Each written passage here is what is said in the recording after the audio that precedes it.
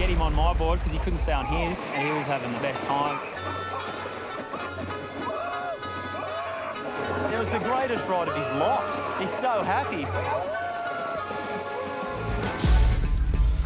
In the blazing heat, beachgoers are so anxious to cool off, many disregard safety warnings. Come back to shore. Come straight back to shore, please. There is a dangerous current forming. Attention, please. We want people to use the red and yellow flag. Do not swim here. Hundreds of metres from the safety of the flags, a man struggles against a powerful rip. Just give him a, mate, how you going? You need a pickup, you know? How you going, mate? Even a powerful swimmer would be no match for the rip. Essentially, the black rhino, that rip looks like it's charging. That guy looks like he's a pretty good swimmer. Having a fair bit of trouble. And Michael's going in now. Mouse heads in.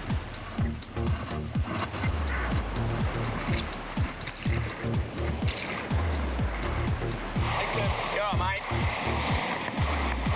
Hey, you're going good. It's just that current. You're going all right. Just can't break that current, eh? I know what's wrong. Let's get on quick before we get on this reef, eh? The rip pushes Mouse and his patient precariously close to the rocks. Time is of the essence. Quick. Jump on, put your chest on. Go left, that's it. Other way. Now, directly above the reef, Mouse thinks he finally has the man safely aboard. Hey, mate, you have to lay down, eh? But not so.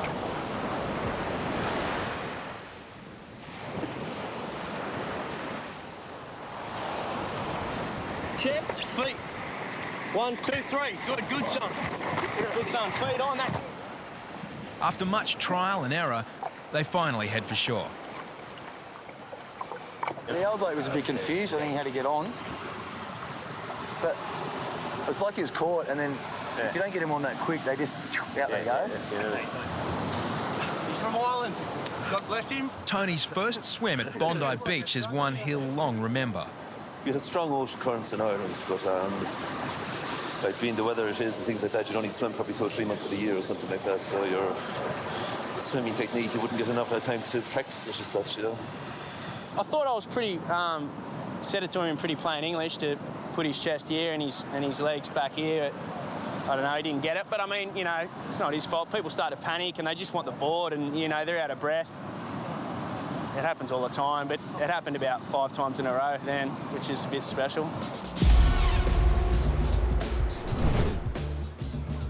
Bondi is one of the beautifulest places in the whole world. It's such an iconic place. People come from all over the world to get a slice of the action, but not everything always goes to plan. And it's so surprising to really witness how people react to being rescued, and you just don't know what you're going to get. Out in front, he's got a cap on. Looks like a surf lesson, it's not. I noticed a guy in a bit of distress. I was near the flag area and got a call from Harry's.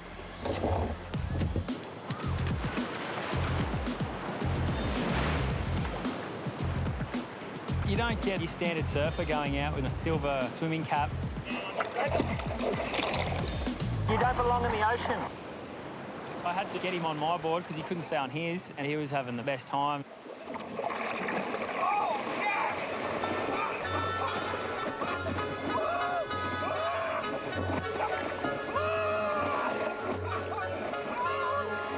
It was the greatest ride of his life. He's so happy.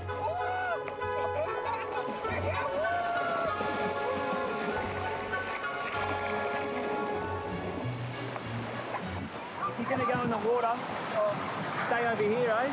Yeah. Where the flags are. He's pretty animated. I think it's his first time in the ocean.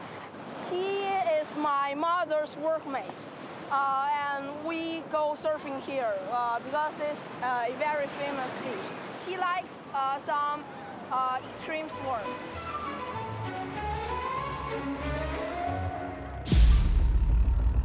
It's 7 p.m. and we've just packed up. We've got all the bikes away, no boards on the beach, and then we hear from the boys upstairs. He's waving. He's waving correctly. Mate, that guy's in a bad way. Yeah, I'm driving and Jake's, as we're driving down, just getting ready to jump off and hit the water.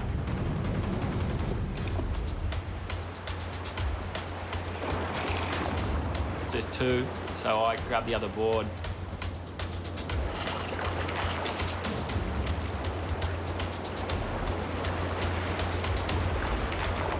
We get out there and they're being propped up by a couple of surfers.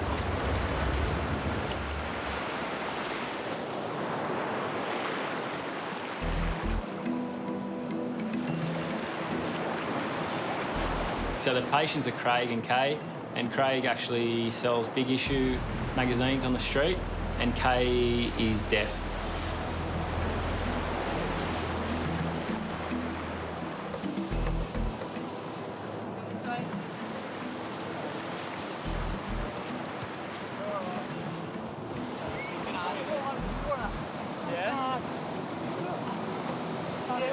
We're trying to find out whether she swallowed any water, because that can be a big drama with someone who's had a near drowning. Three mouthfuls. And doing so when someone's deaf, it makes it even harder. Yeah. Under, yeah, it's held you up. Very strong rip there. Definitely grateful. She, I think she might even give Jake a kiss. She would say, yeah, she was stoked. Oh, thank you. Thank you.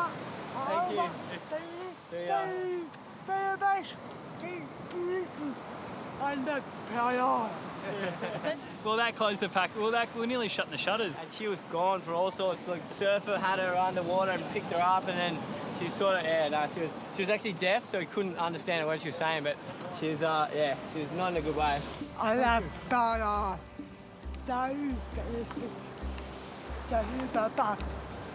Yeah, this place down here, it's a, you know, you get the opportunity to meet all sorts of walks of people, and yeah, it was good. It was good interacting with those two.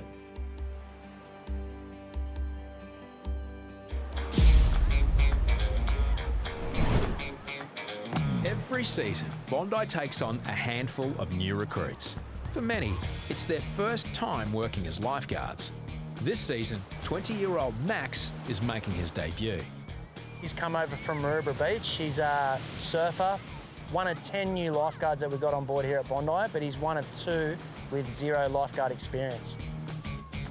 I've definitely got something to prove. I want to prove myself to all the older boys and show them that I can be a good lifeguard down Bondi. A few weeks into the season, and Max is itching to do his first rescue. Pretty keen to get in the water and grab someone on the board and take them into shore and see all the boys on the beach. It's definitely a rite of passage down here at Bondi to, you know, accomplish your first rescue and get it under your belt. A lot of pressure on him, a lot of people watching him.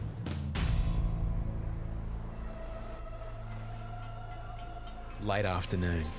Max is in the tower with Chase when he spots a man in Backpacker's Rip. This bloke's No, he's getting swept out. yeah. It's just here.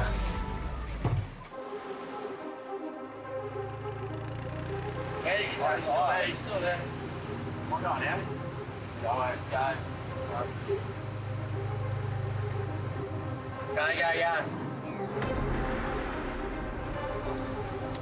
Yeah, as I grab the board and I'm running into the water, I'm just thinking to myself, like, hope this guy can just stay afloat and hopefully I can get to him in time. The adrenaline's definitely pumping. I was definitely pretty nervous. I know there's going to be eyes on me for my first rescue. There's going to be a lot of people there watching, I think. Oh, you got it.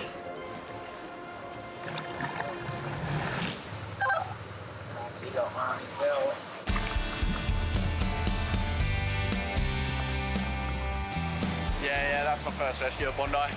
Yeah, finally got my feet wet. Yeah, I'm back on shore with Chase, Jethro, Skeeny, and they were all pretty stoked for me, I think. They've all had a few rescues, and I was lucky enough to get one in front of them. That's his first one. That's a good one. Yeah, He spotted it too. Little dine and dash. He goes, I can't wait to tell my mum and dad. Yeah. Man of the moment. I've never said that at all. I'm going to tell mum over that. I can't wait to tell my mum and dad. They're going to be so proud. Yeah, bro. My mum was pretty happy with me. She was proud. Proud moment. He's frothing. Nah, it's been a good day, down here. Yeah, it's been a good day. And if Max is he's that close to mum, he gives her a call after a rescue, then what a great family environment. God bless him. Unreal. Tomorrow we'll do it again. Do it all again. At the middle of the beach, trainee lifeguard Glick has found a lost child. 4-year-old Abhishek. Hello. Yeah, he got brought up to us by a member of the public, and he last saw his parents in between the flags. It's the season for giving, but Matt D risks overdoing the Christmas spirit. There you go, buddy. Gonna just take it out? Yeah, bum. Another chocolate? Yeah? Another one. All right. I just assured him that it's all gonna be okay and that the parents will be here soon. So don't you worry about anything. You cool? Give me 5? Yeah, buddy. That's not one. Abhishek, he was cool. So we gave him the chocolate challenge. You gotta eat all of those, okay? You can finish them? Yeah, okay. And by the time you finish them, your parents will be back here and everything's cool. Yeah, buddy. 4-year-old Abhishek has had a long wait. Everything's okay. You're all right. Now, family are on their way with a volunteer lifesaver. There we go. Yeah, poor little guy, but he's had a lot to eat now. He's had a lot of chocolate and water, and he's been doing okay. The strangers here? Yeah, strangers, yeah. So please look after him more. I was holding one of my youngest son, and he just pushed my hand and he just ran off. Yeah, I was very worried. Thank you very much. Mid-afternoon, and the outgoing tide is turbocharging Bondi's ribs. We haven't had a day like this all summer. It's good for the guys that have just kicked off this year. It gives them good experience, and as long as I can guide them through, we'll have a good day, and hope everyone can enjoy the beach and go home safe. At the middle of the beach, Will and Mario, along with Noah and Gons, focus on 3 swimmers caught in a rip. If you want to have a swim, just down the red yellow flag, just come straight in for us, that's it. One of the girls is going backwards. With 3 experienced lifeguards in position, there's plenty of supervision for the youngest team member. But Noah knows every move will be closely watched. Go, baby! We like to see Noah get out on the board, especially doing rescues. You know, whenever he does it, we're always going to be there. We're always going to be watching. We'll always be encouraging him because, you know, the end result is we want him to be better than when he started. Urgency more, come on!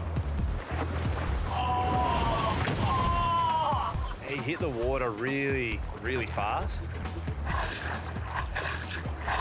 And he just projected up into the air. And the way he came down, he would have put on a brave face, but it would have hurt.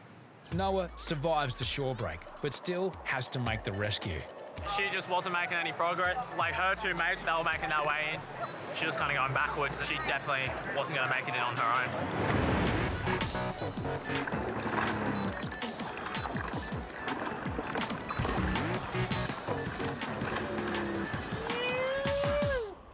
Nose dive, nose dive. Here we go, hold up. Yeah, it's always good to toot the horn and give him a bit of a holler. And yeah, he reacts well off it. With each successful rescue, trust in Noah grows. I could hear them yelling from when I was paddling out. Kind of used to them watching at this point, but yeah, you don't want to screw up in front of them, otherwise you'll just cop it a lot. So yeah, I can definitely notice my confidence level increasing for when stuff does get serious. I wish it was louder. Oh, fully winded myself going over that shorey.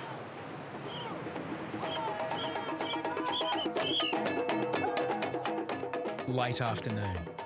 Crowds at the north end set the beat. But today is no party for lifeguards. Hey, a guy having a sit just now, and they want an oxygen GP. One of the clubbies, just hold on. Down south, that's not coming out still. Epileptic there. So we're just going to come up, grab the oxygen GP. Noah and Will have been called to a woman reported to be having a seizure on the walkway above South Bondi. First thing that's going through my mind is just get up to the tower, get the defib. You don't know if this person has any heart problems. You don't know, anything can happen, so you'd rather have it than not have it. Hey, guys, we're going to grab the defib. Yeah, it's supposedly something in the icebergs. I'll get a bit more information and I'll pass it on to you. Time is critical. It's really important to get to these situations as fast as possible and get the situation under control and make sure that the right hands are at the job. Everyone's in their own world. They don't expect a buggy to be hooking it down the beach. So, you know, I've just said to Noah, I was like, mate, get on the horn.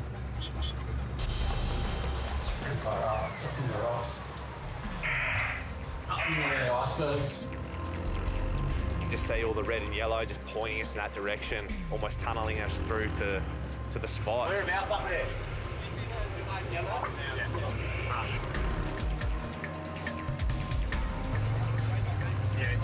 The 500-metre dash ends on the beach. Sorry, thank you. Now, Will must make the rest of the trip on foot. Patient is conscious and breathing, over. When I got up there, I discovered that she suffers from vertigo just by asking the people that she was with. The vertigo that she gets can often lead to an epileptic fit. Will to Central. She suffers from vertigo that she's just developed. My job then was just basically to make sure that she didn't go into an epileptic fit. Amber's just arrived, mate, so yeah, I'll be back on beach soon. By the time the ambulance got there, she was looking a lot better. So I think she would have made a good recovery. She was in the best hands possible. Okay, give me a hand. Nice and easy. Yeah, of course. It's always a good feeling seeing someone off an ambulance, being able to walk themselves to the ambos. You'd rather that than it carried off in a stretcher and, you know, still pumping the chest. So I'd take that any day of the week. Yeah, just the lady at the back. If you're having trouble getting in, just put your arm up. I was on the megaphone within 20 seconds of them jumping in the water, and by then it was already time to go in. Right over the Central. I'm in for a paddle for a chick up here. Yeah, mate, we were watching. Hudson's going to come down and just back you up. I might need to go and give him a hand. Yeah, go, baby. He's going backwards. These two swimmers are relatively close to shore for now. But this rip is charging out to sea at around 3 metres per second. He's got two. He's got maybe like 30 seconds before he's on that bank and in the rosin. When Harrison arrives, he can smell something isn't quite right. As soon as I got to the patient, straight away, I got a strong whiff of alcohol. When you're drunk, your decision-making, your coordination, and really important for us, your balance is all gone. And so on a rescue board of two people, it can be really tough. Unable to paddle against the rip, Harrison and Tommy must move into the impact zone. I just got smart. I had told her to hold on, and I looked back and there was a solid wave about to break on us. Tommy must secure the girl before the next wave hits. If he's learned anything in his big wave training, now's the time to show it. And the next wave comes and absolutely smokes us. Tommy's lost his board. Straight away, I realised that Tommy was out the back with his patient and no rescue board. With no flotation device and an intoxicated patient, Tommy is in danger himself. Oh, hectic. Harrison must help the young trainee, so he directs his passenger towards a keyhole in the rocks. Mate, hurry, swim up the rocks. Huh? Swim up the rocks. I knew I had to get to Tommy really quickly. That's as vulnerable as you get, copping 6-foot waves in the head with no rescue gear. Hold on. Hectic. Now, more than 300 metres from shore, Tommy and his patient are helped by a surfer. The locals up there are good. They come down and gave us a hand.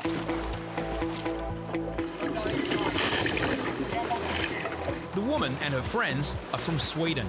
They ignored the dangerous current signs and they went swimming. while intoxicated, so they're not the smartest bunch, I don't think. I'm really sorry. Yeah. Alcohol and the ocean are a dangerous cocktail. Add big waves and it becomes lethal. And I said, guys, don't swim this corner ever again. Swim up between the flags and don't you dare come down when you're intoxicated.